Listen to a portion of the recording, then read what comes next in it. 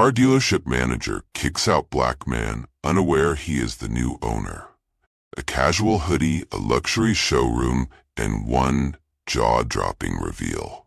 When a car dealership manager misjudges the man who secretly owns it all, the results are nothing short of unforgettable. Scottsdale, Arizona. The desert sun blazed overhead as Michael pulled into the parking lot of Elite Motors, the flagship luxury dealership he had quietly acquired just a month ago. The heat shimmered off the rows of sleek high-end vehicles parked out front, Ferraris, Bentleys, and Lamborghinis glistening under the afternoon light. Their glossy finishes seemed to radiate wealth and exclusivity. Michael parked his modest, unassuming SUV in an unmarked spot at the back of the lot. He stepped out, dressed in a simple gray hoodie, slightly faded jeans, and a pair of well-worn sneakers. His casual attire was deliberate. He wanted to see how the dealership operated when no one knew the new owner was watching. As he approached the entrance, he noticed a small group of employees chatting near the front desk. Their laughter and casual banter carried through the glass doors. Michael pushed the door open and stepped inside. The air-conditioned showroom was a stark contrast to the desert heat outside. The faint scent of leather and fresh wax filled the air, and rows of pristine cars gleamed under the bright overhead lights. The chatter quieted as Michael walked in.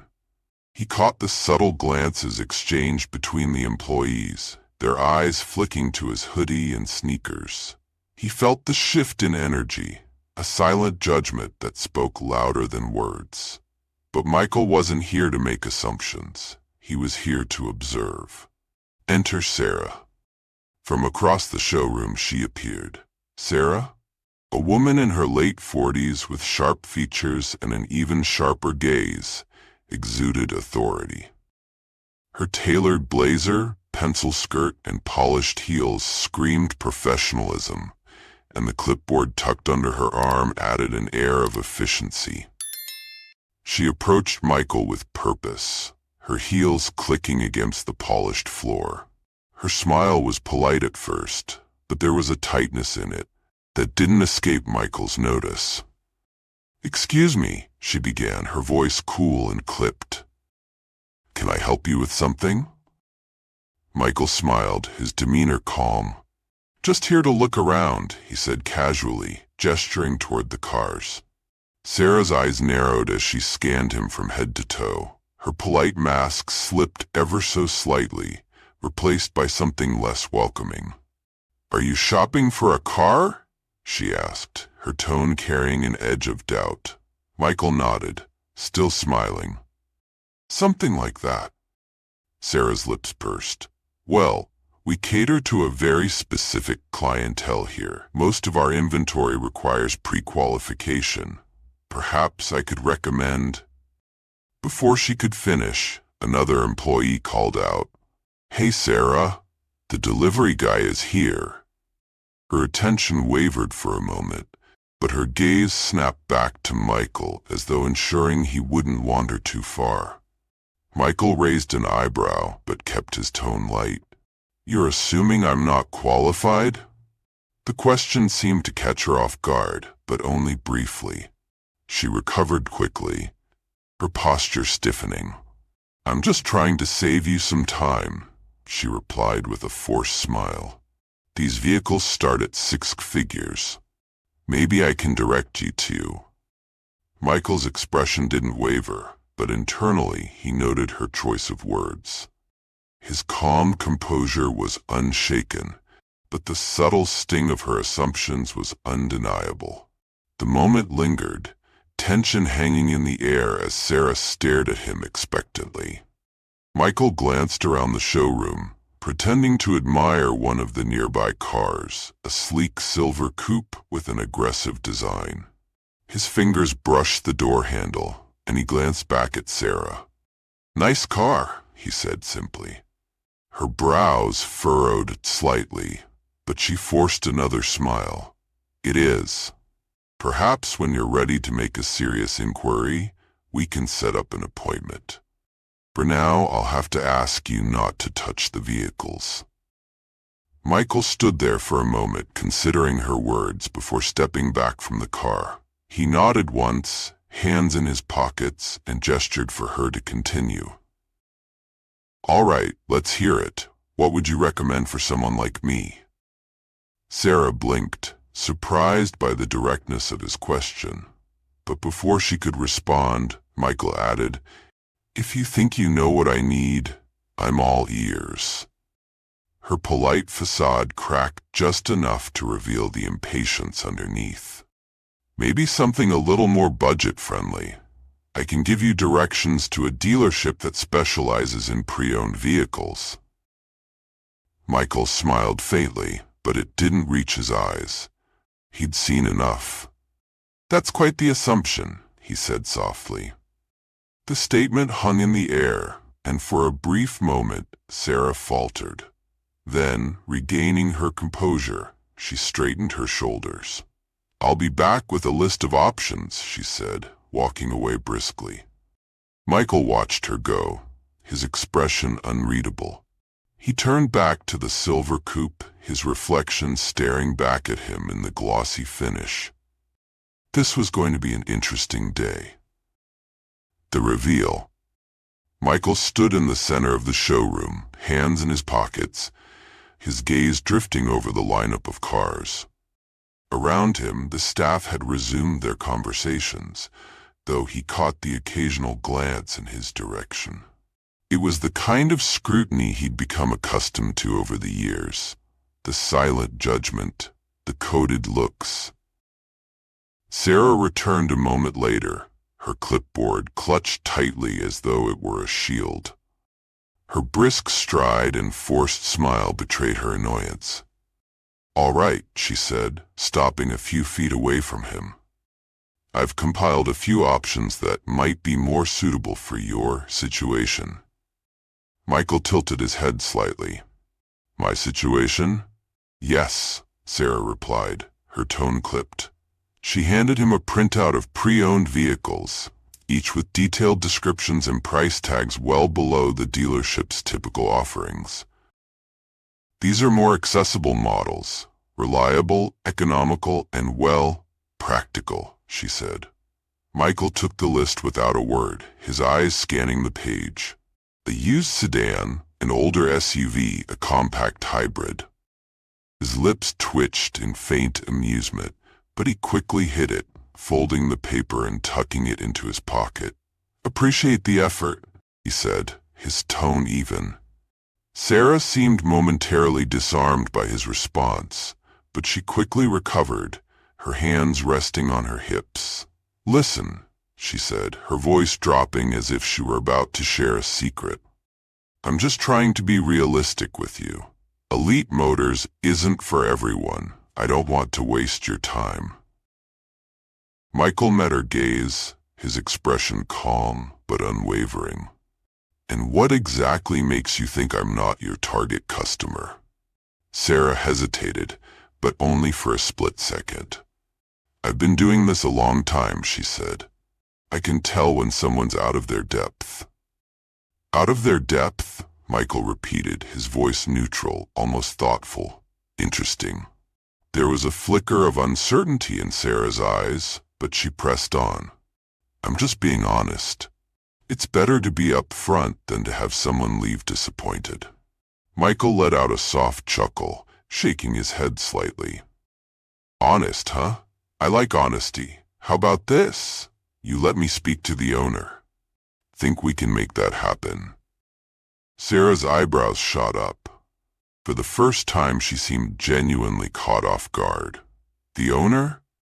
"That's right," Michael said, his tone light, almost conversational. "I'd like to have a word with them." Sarah's lips twitched in a poor attempt at a smile. "Well, that's not possible today. The owner doesn't just drop by for casual visits. They're a busy person." "I'm sure they are," Michael said, nodding slightly. "But maybe you could give them a call. Let them know I'm here. I think they'd want to meet me." Sarah's smile tightened. She was beginning to lose patience, and it showed. "Look, sir, I'm trying to be as polite as possible, but this is getting ridiculous. I have other customers to attend to. If you're serious about buying a car, we can schedule a meeting with one of our sales consultants. Otherwise..." "Otherwise what?" Michael asked, his tone still calm, though there was an unmistakable edge to his voice now. Sarah's eyes narrowed, her frustration bubbling to the surface. "Otherwise, I'm gonna have to ask you to leave." The words hung in the air, heavy with implication. Michael stood still, his gaze locked on hers. For a moment, the entire showroom seemed to hold its breath. Then, slowly, Michael reached into his pocket and pulled out his phone. "All right," he said, scrolling through his contacts. "I'll make the call myself." Sarah blinked, her brow furrowing. "What are you doing?" "Just calling the owner," Michael replied, lifting the phone to his ear. "Shouldn't take long." Sarah's confidence faltered, her irritation giving way to confusion. She opened her mouth to speak, but no words came out. Around them, a few employees had stopped what they were doing, their attention drawn to the unfolding scene. Michael held up a finger as if to say, "Just a moment," then turned slightly away, speaking into the phone. "Yeah, it's me. I'm at the dealership. Everything's fine, just a little misunderstanding. Could you let them know I'm here?" He ended the call and slipped the phone back into his pocket, turning back to Sarah. "They'll be here shortly," he said simply. Sarah stared at him, her mouth slightly open. Who did you just call?" Michael didn't answer right away. Instead, he glanced around the showroom, his gaze lingering on the staff who were now watching intently. "Guess we'll find out," he said, his tone almost playful. The aftermath. The tension in the room was palpable. Minutes passed, but the room felt frozen in time. Sarah busied herself with her clipboard, though her movements were stiff and deliberate, betraying her unease. Michael, on the other hand, stood casually by one of the luxury SUVs, his calm demeanor only adding to the tension. The sound of the main doors opening broke the silence. A sharply dressed man in a navy suit stepped inside, his polished shoes clicking softly against the tile floor. His expression was serious but warm, and his eyes immediately found Michael. "Mr. Thompson," the man said with a wide smile, extending his hand as he approached. "So good to see you." Michael returned the handshake with a firm grip, a small smile tugging at the corners of his lips. "Thanks for coming, James. Appreciate it." The room collectively stiffened. Sarah's clipboard nearly slipped from her hands as her eyes darted between Michael and James, the dealership's regional director. Her confusion quickly morphed into visible alarm. "Wait, Mr. Thompson?" she echoed, her voice uncertain. James turned to her, his friendly demeanor shifting into something more professional, almost curt. "Sarah, I see you've already met Mr. Thompson." Sarah blinked, her mouth opening and closing as though searching for the right words. I didn't realize." "You didn't realize he's the new owner of this dealership," James finished for her, his tone sharp. He glanced at Michael, an apologetic look on his face. "I trust this wasn't your ideal welcome." Michael raised a hand, stopping him. "It's all right, James. I think Sarah and I just got off on the wrong foot." His voice was calm, but there was a weight to his words that made the entire room hang on to them. Sarah's face turned ashen, and she took a step back, her clipboard clutched to her chest like a lifeline. I'm so sorry," she stammered, her voice barely above a whisper. "I didn't know." "You didn't know what?" Michael asked, his tone still gentle but firm. That I could own a place like this? That someone like me might actually belong here? Her eyes widened, and for a moment she seemed utterly lost. I didn't mean, Michael held up a hand, cutting her off. It's fine, Sarah, really. He took a step closer, his voice dropping just enough to make everyone lean in. But let me ask you something. If I hadn't been the owner, would you have treated me any differently?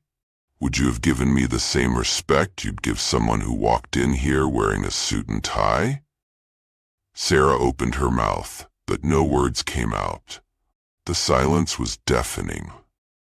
Michael nodded as though her silence was answer enough. He turned to James, his voice carrying a new authority. Let's gather everyone in the conference room. I think it's time we had a little chat about how things are run around here. A new beginning. The employees filed into the sleek conference room, the air thick with tension. Michael stood at the head of the table, calm and collected, his presence commanding the attention of everyone in the room. Thank you all for joining me on short notice, he began, his tone measured but firm. For those of you who don't know, my name is Michael Thompson, and as of last month, I'm the new owner of Elite Motors. There were murmurs of surprise from a few employees, their reactions ranging from curiosity to embarrassment. Sarah sank lower in her chair, avoiding eye contact.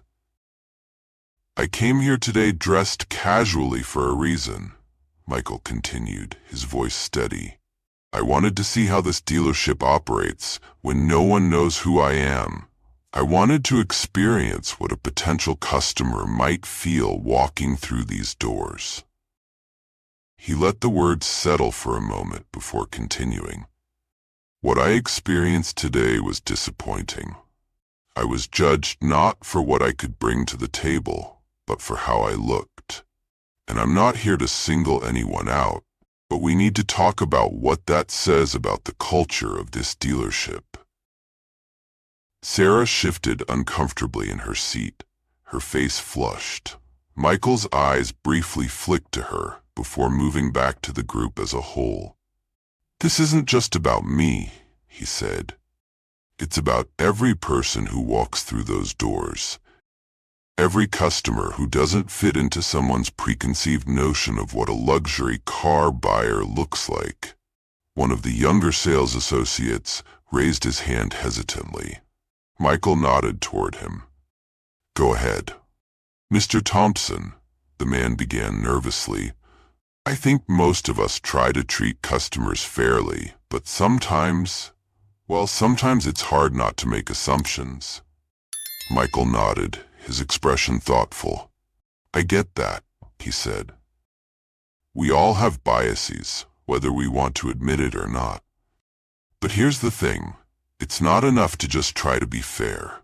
We have to actively challenge those biases. We have to create an environment where everyone feels respected, regardless of their appearance, background, or anything else. He paused, letting the words sink in before continuing. This dealership has built a reputation for excellence, but excellence isn't just about the cars we sell. It's about the experience we provide, and from now on, that experience is going to be built on respect, inclusivity, and fairness. There was a ripple of agreement around the room, though a few faces remained wary. Michael's gaze settled on Sarah, who sat frozen, her hands clasped tightly in her lap.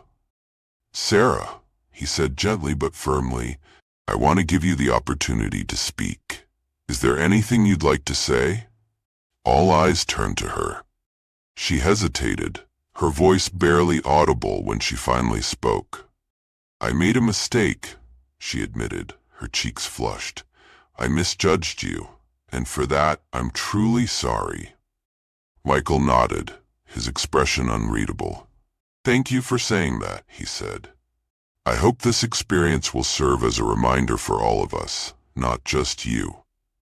Because change starts with accountability, He turned back to the group.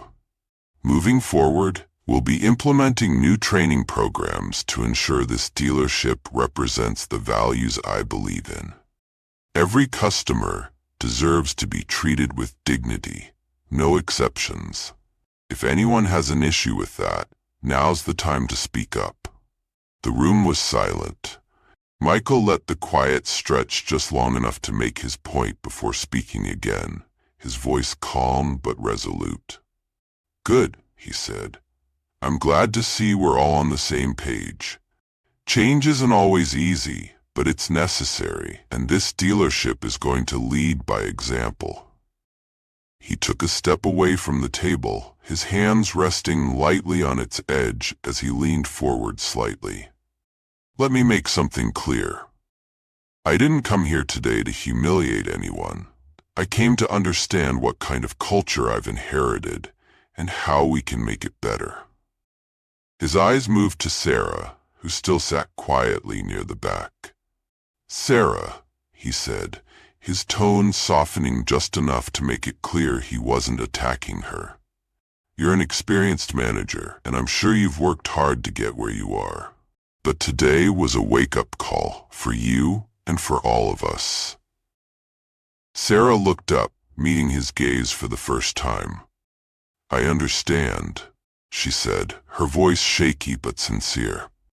"I was wrong, and I'll do whatever it takes to make this right." Michael nodded. "I believe in second chances," he said simply, "but accountability comes first. I'll be meeting with you one-on-one to discuss next steps. For now, let's focus on moving forward." He straightened, turning his attention back to the rest of the team. "We're not just selling cars here. We're building trust, creating relationships, and representing a standard of excellence. If you're on board with that, I'm here to support you every step of the way." There was a murmur,